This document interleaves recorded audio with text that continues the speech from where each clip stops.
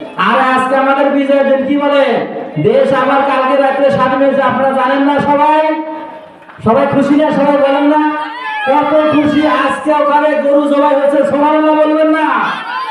এই জন্য আজকে আমরা এখান থেকে তাকবীর দিব। এই তাকবীরের ধ্বনি একবারে শয়তানগুলো এখান থেকে একবারে গোপালগঞ্জ নিয়ে ভালো। কি বলেন মুসলমান, ঠিক কিনা? কোন শয়তান আর বাংলার জমিনে থাকবে না ইনশাআল্লাহ। এই জন্য সবাই জোরে সোরে একটু তাকবীর হবে। লিল্লাহি তাকবীর, আল্লাহু আকবার, নারে তাকবীর, আল্লাহু আকবার। এই আল কোরআনের আলো, এই আল হাদিসের আলো, এই কোরআন সুন্নাহ যেখানে। প্রধান বক্তা আগমন, আমার ওস্তাদ মাওলানা রুহুল আমিন যুক্তিবাদী হুজুরের আগমন। মাহফিলের পক্ষ থেকে, শেরপুরবাসীর পক্ষ থেকে লিল্লাহি তাকবীর। হুজুর চলে আসে, আর কি কথা বলা যায়।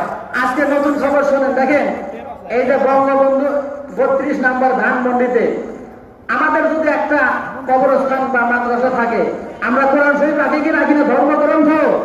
আর শেখ হাসিনা এখানে কি রাখছে জানেন? শিবলিঙ্গ রেখেছে, শিবলিঙ্গ মূর্তি রেখেছে।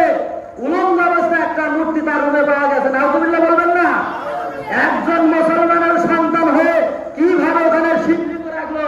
তার মানে বোঝা গেল যে উনি মুসলমান না। যারা আওয়ামী লীগ করে ওরা মুসলমান, সবাই হিন্দু। এদের জানাজা বাংলার জমিনে হবে না ইনশাআল্লাহ। কি বলেন? আমরা তাদের জানাজা পড়াবো না। যাদের সাথে মুসলমানের কোনো সম্পর্ক নাই, যারা একটা কবরস্থান ওনার বাবার মাজার তাকে বলে, ওই জায়গায় শিবলিঙ্গ রাখে, এটা কি সাধারণ জিনিস মনে করছেন আপনারা? এই জন্যই তো ছাত্র জনতা কালকে রাত্রে কি করেছে? খেলা হয়েছে না, জানেন? চুরমার করে দেওয়া হয়েছে।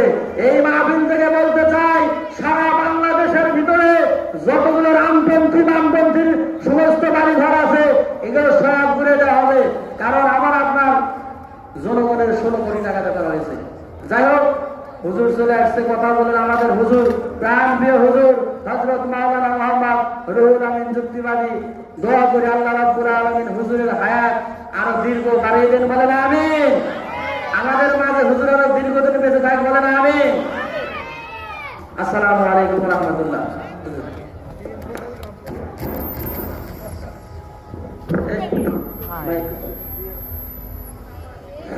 প্রিয় এলাকাবাসী, আমরা যেখানে ঘোরাফেরা